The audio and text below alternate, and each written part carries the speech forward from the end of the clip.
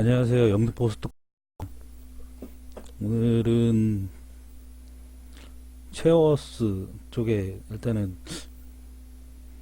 관심이 원래 많고 제가 다가구 주택을 다른 쪽에서 좀 운영을 하고 있어서 좀 한번 뭐 쉐어하우스는 아닌데 다가구 주택만 좀 운영을 하고 있어서 일단은 이쪽에 관심이 많고 해서 한번 정리를 한번 해봤습니다. 그래서 이렇게 운영하시는 분도 직접 만나봤고 어떤 식으로 운영하는지, 그리고 어떤 식으로 또 그 수리해가고 어떤 비용에 대한 부분에 대해서 굉장히 궁금했던 부분이 있었는데, 여기 단톡방에 계신 분이 계신데 그쪽이 실제로 이런 식으로 많이 여러 개를 하고 계시더라고요. 그래서 한번 그분도 뭐 이번에 만난 건 아닌데 만나면서 이렇게 좀 여러 가지 운영하는 노하우나 이런 것도 좀 배웠습니다. 그래서 한번 정리를 해봤는데요. 아이고, 잘못 적었네요. 성남이 아닌데 일단은 저기 그 분이 하시는 쪽은 이쪽이에요. 여기가 보문역이고요. 여기는 뭐 그러니까 이쪽은 성신여대, 이쪽은 고대역인데요. 여기 고대역이 고대 쪽이긴 하는데, 여기 보문역에서 이렇게 쭉 보시게 되면 여기 다리 건너서 이쪽 안쪽으로 들어가면은 이 아래쪽은 평지예요. 이쪽은 대부분 평지고요. 이쪽은 좀 언덕길이 있거든요. 이렇게 고대 가는 길 쪽에 여기 좀 언덕길이고, 여기도 위엔 더 언덕길이에요. 그래서 여기 언덕길에서 올라가다 보면은 이렇게 대로변 쪽에 다가구들이 몇 개 쭉 있습니다. 이렇게 다가 쭉 있는데요. 일단은 뭐 뒤에 매물들 뭐 이런 것도 좀 나오긴 하지만, 좀 전체로 말씀드리자면 일단은 아래쪽에 성신여대다 보니까 평당 한 2,500 정도, 지금 좀 더 올랐을 거예요. 제가 조사한 게 한 1년 전 거, 한 6개월 전 거기 때문에 평당 2,500이고요. 이쪽은 한 2,000 정도. 근데 이 첫 번째 조건은 일단은 발품을 많이 팔아야 되고요.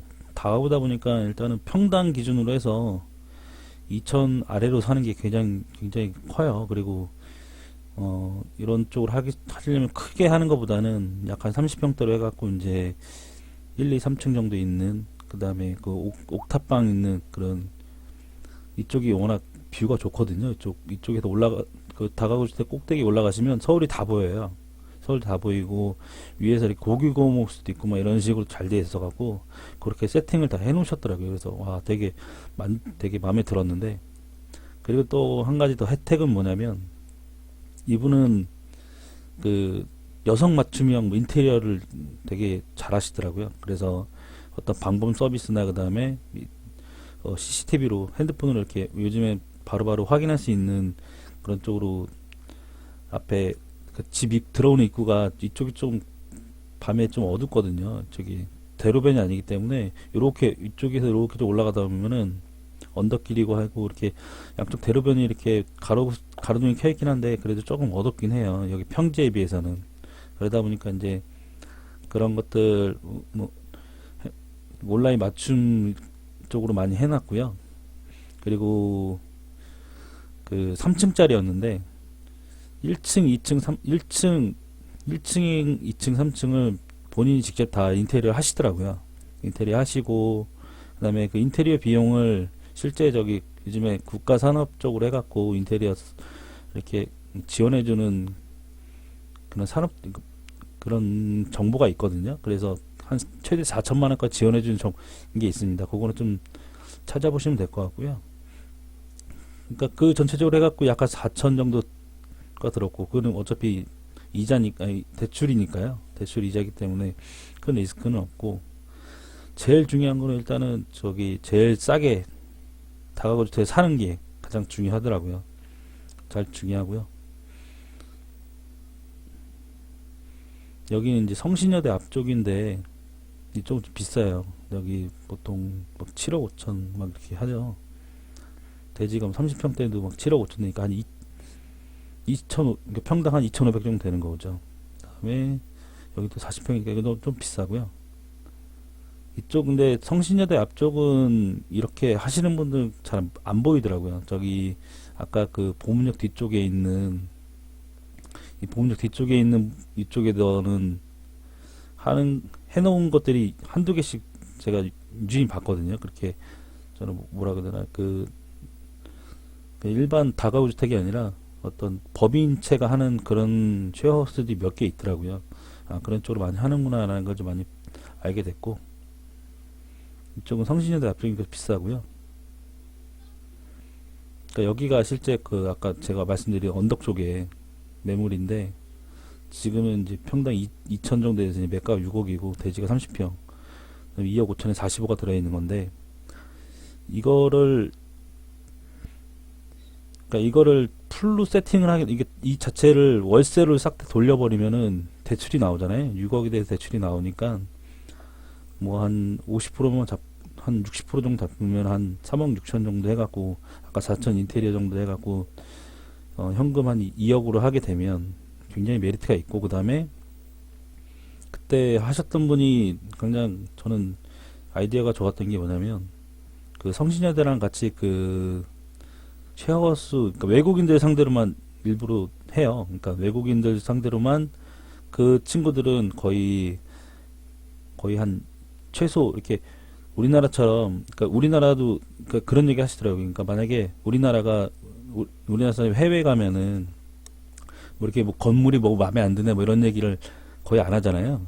그러니까 그런 거를 얘기하시더라고요. 그러니까 한국 학생들을 받고 싶긴 한데 컴플레인들이 좀 의외로 많다고 하더라고요. 그래서 아싸리 그냥 저기 외국인 학생, 교환 학생들만 일단 무조건 받는 형식으로 해서 그 한 1층에 3명씩 해갖고 100만원, 월세 100만원씩 해서 300을 세팅해 놨더라고요. 그러면은 이자 뭐 한 200 정도 한 4억이니까 약간 3% 잡고 하면은 뭐 이자까지 해갖고 200에서 한 250 정도 나갈 것 같은데, 일단 그 이자는, 그러니까 말씀하신 거는 월 100만 가져간다는 마인드로 일단은 그렇게 처음에 세팅을 하셨다고 하더라고요. 그래서 저는 이 방식이 되게 마음에 들었고, 그분은 5억에 산 건 아니었고요. 정말 열심히 발품을 팔으셨더라고요. 그래서 평당 1,500에서 4억 5천에 샀고요. 그 1년 지나서 이제 좀 물어보니까 이제 5억 5천 정도 돼서 이제 한 1년에서 한 2년 정도 굴리시다가 이제 여기 매도할 계획도 갖고 계시더라고요. 그래서 이런 식으로 해서 여기 보문역 쪽뿐만 아니라 뭐 홍대나 이런 쪽은 워낙 비싸니까, 그러니까 차근차근씩 하나씩 늘려가는 거죠. 지역별로 이제 서울에 있는 어떤 쉐어하우스 할 수 있는 그런 위치들을 선점을 해서 이런 식으로 넓혀간다면 굉장한 메리트가 있다고 얘기를 하시더라고요.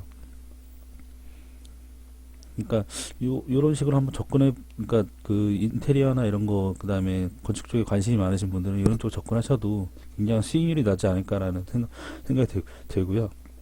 수익률이 그 당시 얘기 듣기로는 한 10%에서 15% 정도 나왔던 것 같아요. 워낙 1년 만에 거의 집가 상승도 했고 평당 한 500이 올랐으니까.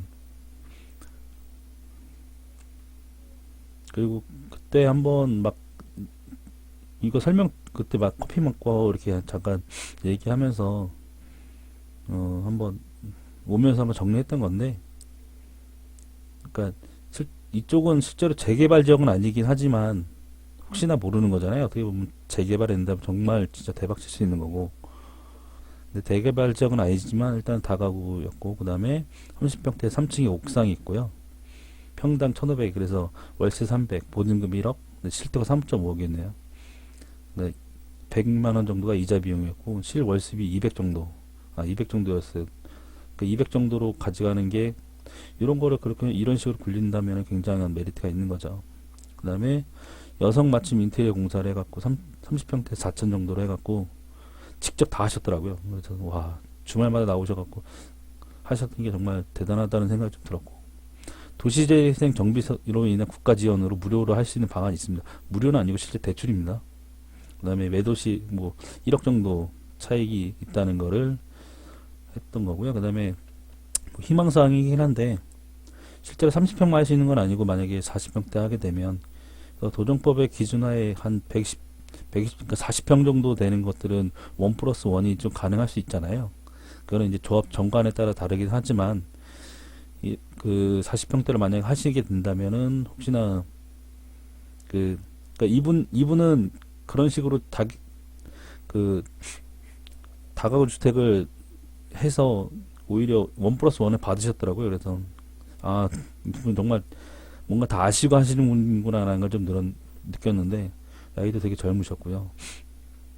아무튼 이런 식으로 한번 투자를 할 수 있다는 거를 한번 다가구 쪽에 혹시나 다가구나 쉐어하우스에 관심 있으신 분들은 이런 식으로 한번 접근해 보셨으면 좋겠습니다. 네, 다른 사람이 좋은 습관은 내 습관으로 만든다라는 빌 게이츠 말이 있듯이 한번 저도 요즘에 다른 사람들의 좋은 습관을 많이 배우려고 노력하는데요. 들으려고 많이 노력합니다. 네, 들어주셔서 감사합니다.